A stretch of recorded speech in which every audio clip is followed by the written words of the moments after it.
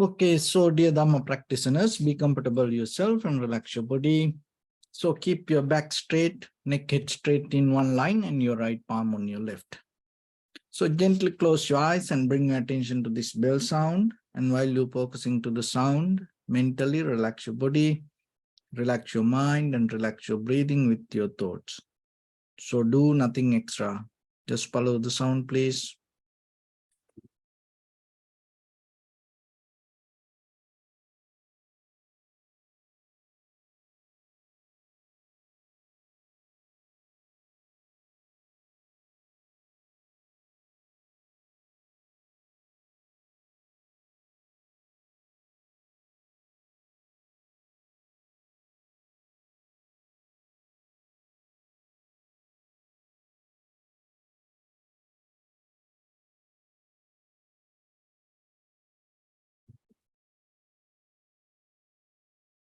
Namo tassa bhagavato arahato samma sambuddhassa.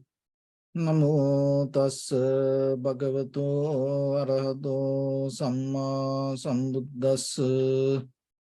Namo tassa bhagavato arahato samma sambuddhassa. Homage to the Blessed One, the Exalted One, the fully enlightened one. So, dear Dhamma practitioners, before we start our practice session, as usual, we'll take few minutes to become very clear with this practice. And especially that you have to remember yourself. It is very important again and again you brush up your own mind regarding the meditation you practice, rather than becoming attached to your own thoughts or your own pattern, or maybe sometimes we become so comfortable with our sitting, and then we forget the very meaning of the practice. So our purpose should be to purify our own mind from our own defilement, from our own cankers, mental formations, unwholesome actions. So when it comes to that, the very ordinary mind, it's always go here and there. And so the meditation will help us to calm down a little bit and have this undisturbed mind. With that, we are capable to see our own thoughts. So this is a process that we have to work with our own mind. To work with our mind, first we have to see it. That's why we come to practice meditation. So by the time, the very result means you start to see your own thoughts. And once you are capable to see it, you are capable to handle it. Once you can handle your own thought, you are capable to handle that the outcome going to happen out of your own bodily, verbally, mentally actions. And then that is where you can come to the very end of this process. Because epicenter of this whole journey, this whole calamities, the epicenter of the samsara is deeper, the intention that you carry within your own mind. But getting to that, not easy. There are many layers we have to purify. There are many layers we have to pass. So there was a monk practice in a cave. So by the time what happened, he used to draw a picture, a tiger, life-size tiger. He used to be an artist, and now he has more time and mind is so calm. When he's resting time, he start to draw this tiger. So it became so perfect. And then the way, the day he put the eyes to this tiger, what happens? It really looked like a real tiger. And then he drew the eyes, and he put the eyes and little bit move backward to see how it is. What happened? He ran away out of the cave, thinking it is a real tiger. So when you hear this, you may think, what an idiot, or what a foolish monk. But when it comes to our day-to-day life, we do the same. And we draw something always inside our mind with our mental formations, with our sanskara, with our thoughts, with our memory. We draw the pictures. And out of that pictures, we think it's kind of like real. And then what happens? Sometimes we get attached to it. And sometimes we get afraid about it. We try to run away from it. Sometimes we get disappointed, unhappy, sad, worry. Out of what? Out of our own this inner picture. So it is not easy for us to recognize it is a picture that we build up inside us with our own memory, with our own thoughts. So practicing meditation allows you to little bit calm down in the moment. So once you settle down in the moment, you are capable to experience the very moment of sensation. So the sensation is feelings, is kind of like something ignite. The feeling that when you observe the feelings or the sensation, you can't exactly access to that. Observing feeling means when you feel that, it start to indicate something. So recognizing that what is that indication is the practice meditation. Or otherwise, not just imagine there is a sensation, oh, sensation. No, not about that. So whatever the sensation arises, it kind of like giving a message to you. To see that message, you have to withdraw from the self-centered mind. Why? Because when the sensation arises, we jump to it. This is me. I feel this. So like that. So what happened in our mind also with the thoughts. So whatever the thoughts generates in us, we start to jump into it, thinking this is me. I am. So in that picture, then we get lost. It can be our imagination. And then what happens? Again and again, we try to develop it. Even though we need thoughts, we have to think to survive. We need the thoughts to make our life more better. But if you look very carefully, most of the time, we have, rather than profitable thoughts, clear thoughts, most of the time we have unprofitable, unclear thoughts. And that is the thing, that's why practicing meditation will help you to see this and make it, even if you have thoughts, rather than jumping, running away from it, believing that thoughts are real, maybe you are capable to recognize it's your thoughts, and maybe by the time you are capable to bring more profitable, wholesome actions out of maintaining very clear thoughts. So that's a process that we have to develop.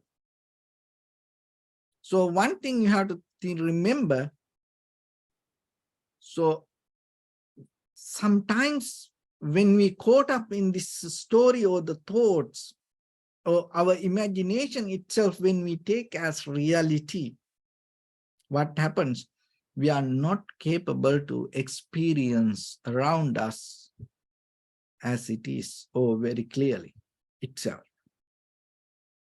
So then always remember the very purpose of meditation. Even you reach to a high mental powers, rather than mesmerizing through your experience, rather than mesmerizing through your imagination, rather than getting afraid and have the fear regarding your own thoughts, rather than getting unbalanced out of your own picture that you draw, it brings a balance and allow you to recognize these old thoughts. So then remember the very, where are we heading? That to see our thoughts, because once you see thoughts, you're good. So once you see thoughts, then what you have to do? Because there are unwholesome thoughts happens, unnecessary thoughts happen. So then now your mind so clear, and so you see your thoughts. So then what happens? If it is unclear that it's unwholesome thought, if it is an unprofitable thought, if that thoughts come from the greed, hatred, and the delusion, so right away, the very first action you should take, it's not the first, one action you should take, bring the very opposite side of thoughts and replace. Like as example, if there is a greed, you bring the generosity. Anger, you bring the loving kindness. So in the very surface level, you can work with that. But if you are capable to see the thoughts, if you recognize it, maybe not while you are practicing meditation, when you are doing something else, once you hear this, you know that, because once you start to experience the unbalance inside you, you are capable to see your thoughts. So then remember the one technique that you can do right away, replace the very antidote for the greed, hatred, and the delusion, loving kindness, compassion, generosity, wisdom, that kind of thoughts. So bring it. So now you are the one who taking actions. You are the one who taking actions according to whatever you experience. Not something that from outside you are not waiting for something. You don't kind of like dreaming about something. You are not praying for something. No, you see, this is the greed. Right away, you bring the generosity. This is anger. You bring the compassion and loving kindness. So if you keep working a little bit, and maybe still this thought keep coming, the same thought keep coming. And just imagine the anger. It didn't listen to the loving kindness. It didn't listen to the compassion. Still, the anger is keep coming. So now still you see the thoughts. So then the very next step that you can take, start to see the danger. If you keep going with this anger, maybe where it try to take you. Because remember, there is the very nature of your conscious mind, it's always try to make you balance. The very nature of this world, the samsara, or this very nature of the mental formations, the cankers, it always try to make you unbalanced. It always try to take you away from the awareness. So these two nature you have to understand. It's already within you. It's already in your DNA. It's not just one thing. You can calm down the body, You can come to the relax and comfort. You can come to the awareness, but at the same time, there is another nature in you. You can completely destroy everything and you can get into the very dark mood.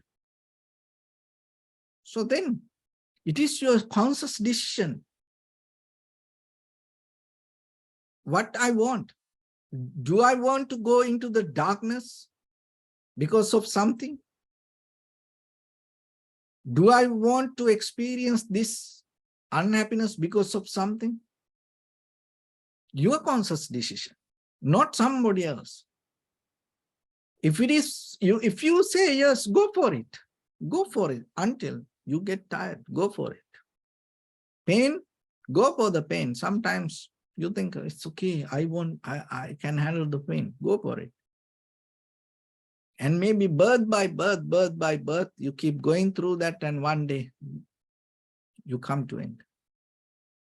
But you have to see it. If you are capable to see it, and then from there, the very next step going to change. So the second step, now you see the thoughts. First, you try to bring the opposite side of the thoughts. If it didn't work, now you see the danger, where it heading, where it try to take me, what I going to experience if I going to be like this. And then you will see that. And maybe then the thought's going to reduce the power of it. And maybe the thought start to slowly go away. But if it is still keep coming, even it doesn't matter, I go to the prison, it doesn't matter that whatever the suffering come to me, it's still this keep coming. Go for it. Go for it. Why these things come like that way? And maybe they in the past we used to do these things. We used to go with this all the barriers. We didn't replace the thoughts. We didn't see the danger. So that's why it's not listening to that things, because it's not used to. And it keep coming, keep coming. Then you can see how strong your thoughts are. Keep coming. And then the third step, you can avoid it. Not to go into it and react to it, see the danger, you avoid it. Avoiding is a kind of like a deep technique. You have to master it so much, because sometimes the avoiding, that's why first thing is you have to see the thought exactly to avoid the thoughts. Most of the time we try to do it without seeing the thoughts. Most of the time what we does, that's why we fail mostly. What we does, we try to cross the bridge before we come to it. So here you can't do that. Now you see the thoughts, you try to replace, you recognize it, you try to replace something, it didn't work. You see the danger, it didn't work. And then you try to avoid it. So what is this avoiding means? Because this reflective nature, this habitual pattern inside us. So habit is a kind of like a frequency in your brain. You tune to your history. So it is so strong. So avoiding means you don't allow this frequency to connect to your system. And ignoring means you see it, but you don't go into reflect on it. Let go. You take a very conscious decision. It is very hard. It's kind of like these muscles, try to, get out of your body, get out. It's kind of like a muscles and bone try to separate each other. This, it's kind of like this joints start to separate. It's very painful. Avoiding, letting go. It's not easy. That's why unless you see the thoughts, you can't do this. So like in martial art, like sword practice, and like when you depend from something, and when you're avoiding something, like especially when it comes to the sword, you don't jump away before the sword comes to you. So you keep the undisturbed mind. When it comes very closer to you, then you move. Otherwise, the opponent have another chance to cut you. So avoiding means you don't give her that chance. So even the punch you avoid, when the punch exactly come close, you smell the punch, then you move, because then there's no counter attack can make by the opponent. Otherwise, that he get back to his position. But avoiding is a technique, deep technique. It is not easy for you. Avoiding your thoughts not easy. So that's why it's the third position. Replacing is easy. And see, the danger is easy. But it is still possible. How? You have to train. How you avoid the punch? You train the punch, and then you see it. Then you don't afraid. Anymore you don't have the fear. So that's why you can wait till it come to very close to your face. And then you move, and then it's go away. But otherwise, no. So sword the same, you don't afraid anymore, you master cutting, and then you can wait till the sword come here, close to here. The most of time when the sword is there, you run. No. Avoiding is the art. So that's why you need to come closer to the thought, but you don't react to it. You go. Just imagine it's like this, avoiding. It's a very beautiful technique you can practice, and through this all the martial art, and that is something that you practice. So it's like this. You have desire to drink tea, and then you decide you're not going to drink anything. Just imagine you're not going to drink, but now it keep coming. So you try to replace it with the water, it doesn't work. And then maybe you see the danger, and then you kind of like, you think, if I do this again, that my commitment going to break. It's so kind of like that you try to convince yourself not to do it, but still it's avoiding is this.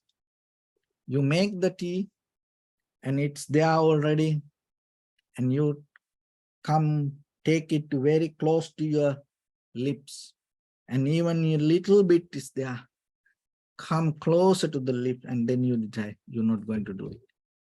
That is where you can do that. But if the tea is there, and you try to still, I'm not going to drink the tea, I'm not going to drink the tea. So it's not a kind of like avoiding. It's a kind of like a resistance. That resistance is a kind of like you make the temptation about the tea become more hard. But avoiding it not going to be hard. It become weaker, because you come closer, and then you decide, I'm not going to do it. It's not going to happen then. There are many beautiful stories in the history with the monks. And in the last moment, they came to break all the rules, but At the very last second, they decide, I'm not going to do this. There are some beautiful movies sometimes. At the last moment, you decide you're not going to do it. One of the movies, American Beauty. So this is avoiding. This is the power that you build up. You build up. You're not going to do that. So then remember, the avoiding is not, it is far away, you run away from here. No? So this is here, we see the thought. Without seeing, you can't avoid. The most of time we try to do that in the conventional life. That's why we fail. But here you have to understand the difference. In the tranquility level, we calm down, we relax. Our mind is so clear to see the thoughts without any judgment. And when you see the thoughts, you don't see it with the kind of like a very dusty mind. Now, no, your mind is very clear. There's no any temptation to think it as you. You see, you are capable to separate the thoughts and your awareness. So in the very first level, that's why you need this tranquility state. So the first one, replacing. Third one, second one, see the danger. Third one, avoiding. Still, it didn't work. Then you recognize you can't avoid this. You can't ignore this. You can't let go this. Still keep coming. The desire rising in you. It's like a wildfire. It's go everywhere. But still you can, now you are the fourth stage. What you can do? You, rather than go with it, still you have a chance. You go deeper into see from where this comes. This is one of the beautiful things that you can see about your own life and about your own mind and about your own thoughts. Why? Because most of the thoughts, that whatever on the surface level that what you see, maybe the depth of that thoughts is something else. You think, I want this. But deeply, when you go to the depth, you recognize that I want this is coming from something else. So in day-to-day life, in your conventional life, that the most of things that you keep doing for many reasons sometimes, and still maybe you don't know why you keep doing. On the surface level, for the face value, you think, oh, I do this for this, even just for when it comes to meditation. You think why you practice meditation. But when you go deeper into your thoughts, you recognize there's something else. And you want to go and buy something and ask yourself why you want to go buy this. And maybe suddenly you have a very quick answer for that. I want this for that, this. But withdraw a little bit, calm down, go deeper, then you will see there's another reason. So like that, most of time, especially when it comes to our day-to-day life, and with our bodily, verbally, mentally actions, and whatever mostly we want, and deeply, there is another reason. And most of people keep doing things without knowing even why they do this. So like that, when you start to see this thought, what happened in the very first level, you would start to recognize this cause and effect. There are some things, maybe in your childhood, you had it or you miss it, and now you try to recover from something. All this trauma, that all the damage that happened to you through these actions, nowadays you try to balance it. And maybe in your childhood, you used to struggle with something, And now you have opportunity to overcome that struggle. But you are not the same that the child now, but that whatever the struggle that you went through, still the deeper, it's kind of like a sleeping snake inside you, and it can awake. So now you see cause and effect, causation, conditions, cause and conditions, from where this come, why this come. So your mind need to be so sharp, clear to see this. And sometimes that is where you recognize this all come from emptiness. No such a reason for this all. And once you see that, anymore that thought's not going to become powerful. And once you see the cause and effect, cause and conditions, so you recognize why this happens.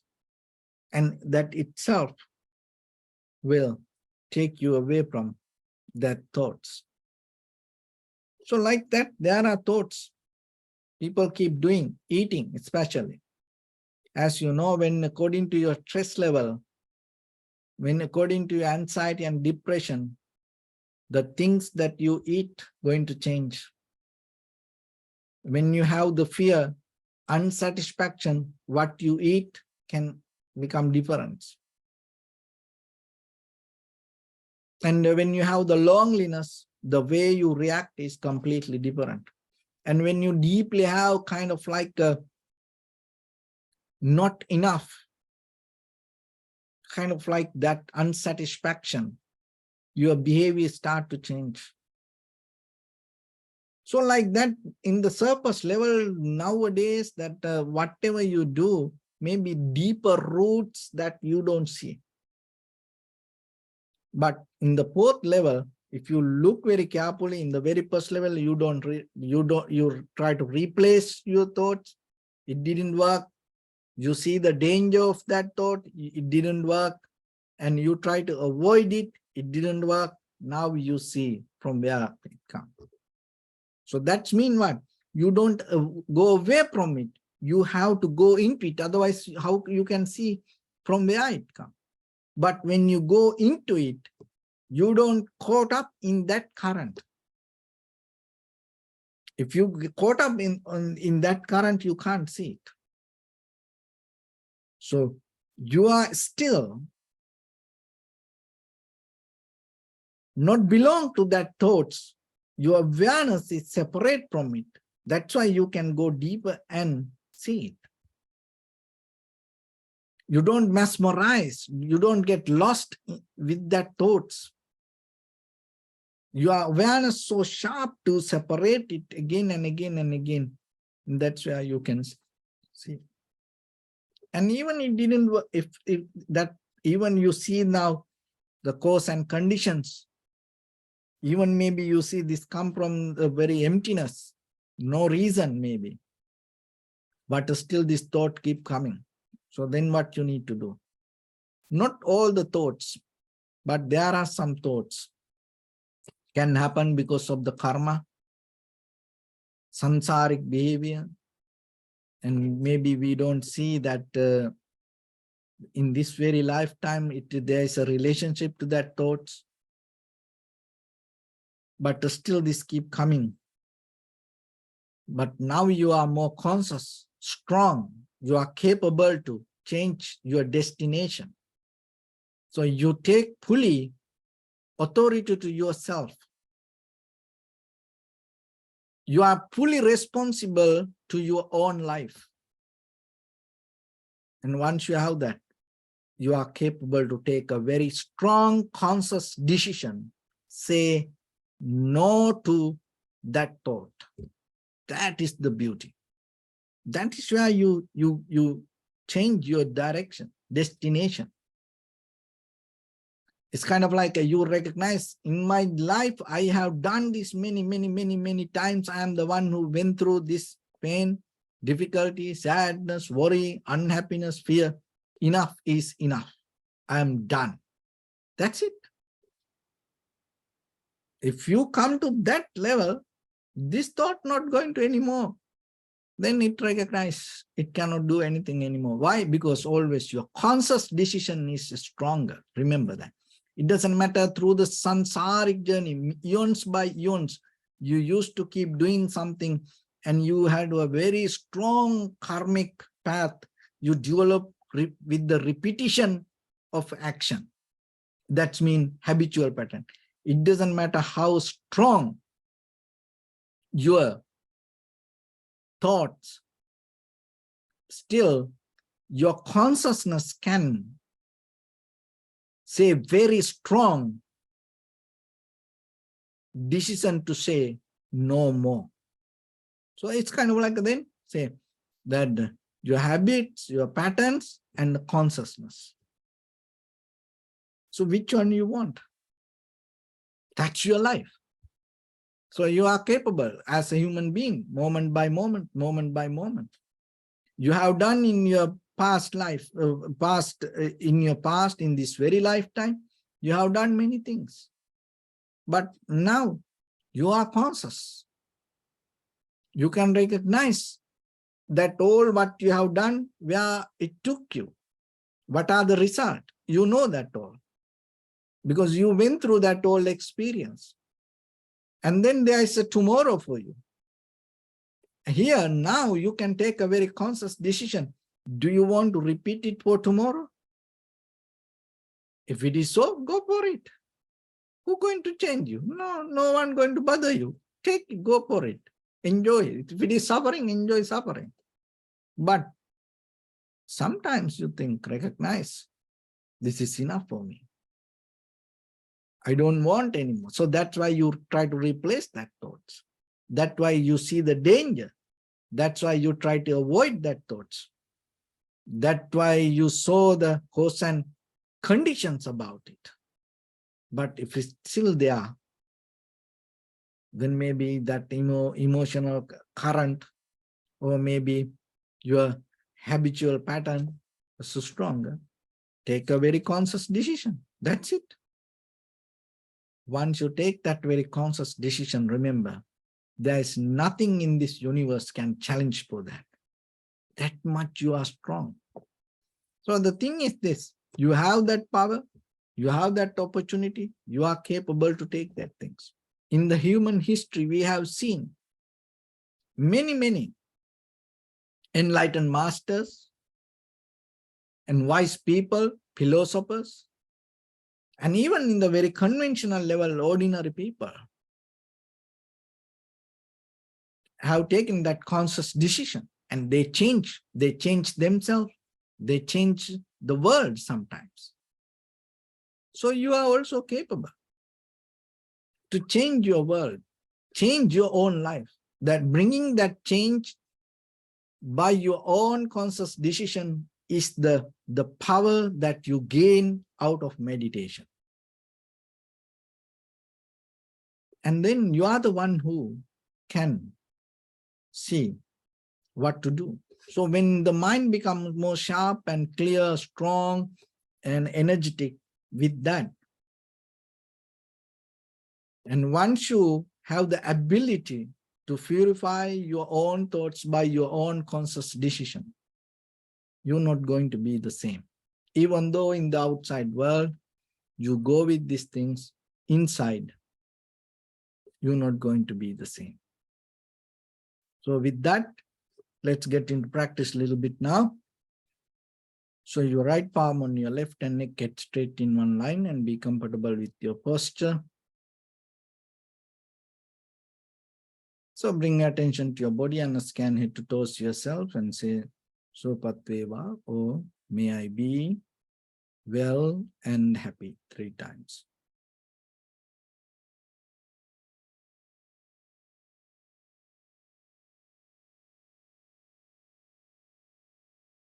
Take a moment and think. We gathered here in this moment to practice this ancient meditation technique. All the Buddhas, all the enlightened masters followed this path and achieved wisdom. So we also gathered here to accumulate that knowledge. In this moment with this sitting, may my body become more comfortable, may my breath be more smooth, may no difficulties come to me, may all the success come to me. Also think for a moment, this is the last moment we're spending in this very lifetime, and detach your mind from all your past memories and as well as any kind of future thoughts. Just try to remain in the present moment, observing the sensation of your inhalation and exhalation. So in the beginning, deeply and gently, breathe in, breathe out 3 times and find the sensation, please.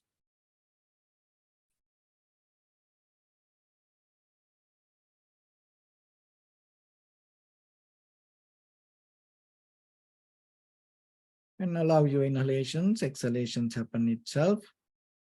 And when it happens through the sensation, recognize it, do nothing extra.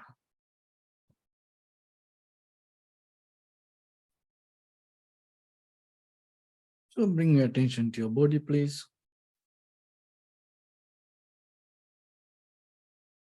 Observe your posture.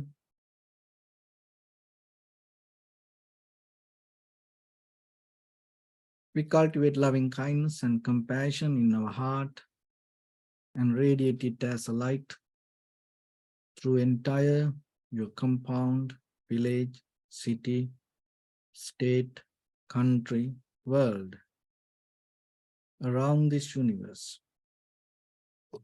Also as far as you can through galaxies, other planets, stars. Reminding yourself like this. With clear intention, mentally repeat after me. May all living beings in this universe be well and happy.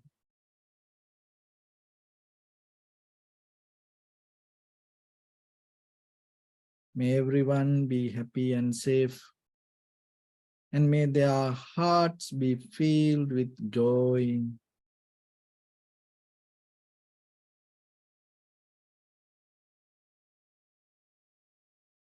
May all living beings live in security and in peace.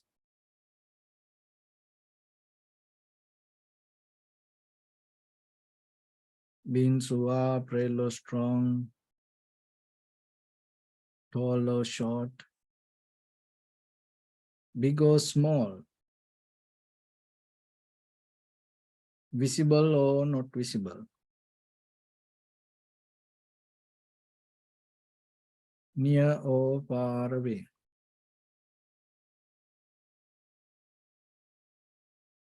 Already born or yet to be born.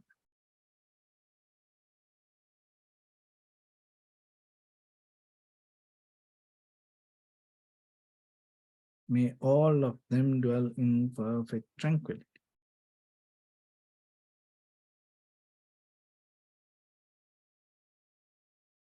Let no one do harm to anyone. Let no one put the life of anyone in danger. Let no one out of anger or ill will wish anyone any harm.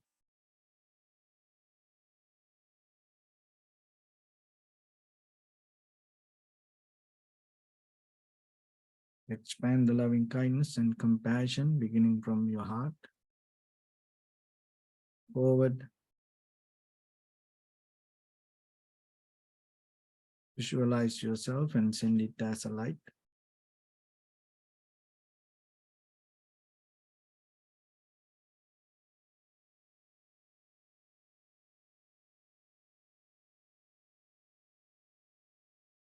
Your backside,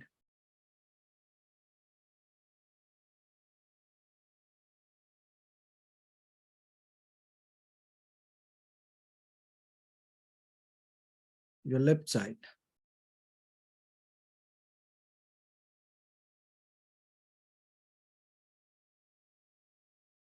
and to your right side.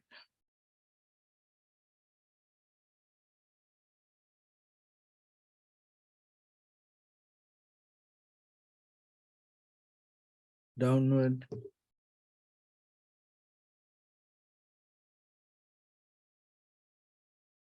and upward.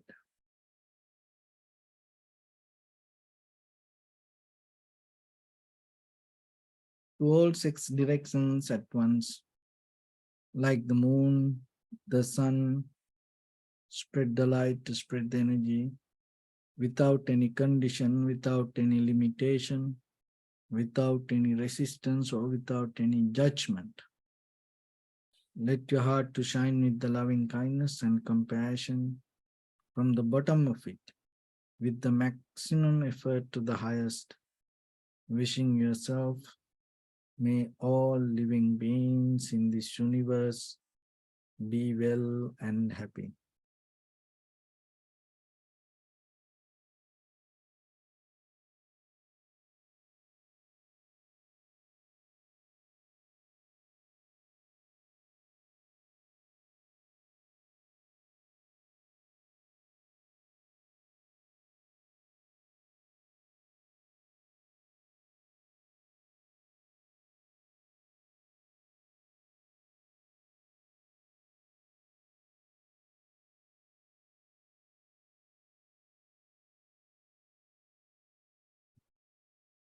Say sadhu, sadhu, sadhu. So first of all, we offer this practice to the great qualities of the Buddha, Dharma and the Sangha. Also by the power of this meritorious deed, may all of us attain to the supreme bliss of Nibbana. May all your guardian angels and deities will receive these merits and increase their longevity and protect all of you from any kind of planetary influences or any ill effects. Ittavata cha ammihi sampadam punya sampadam sabbe deva anumodantu sabba sampatti siddhya sabbe bhuta anumodantu sabba sampatti siddhya sabbe tatta anumodantu sabba sampatti siddhya Imaya dhamma anudhamma patipattiya buddham pujemi dhammam pujemi sangham pujemi Addaya imaya patipattiya jati jara vyati maranam ha paribunjisami idam me punya kammang asavakkaya vahang hotu sabba dukkha pamuncatu. Bless you.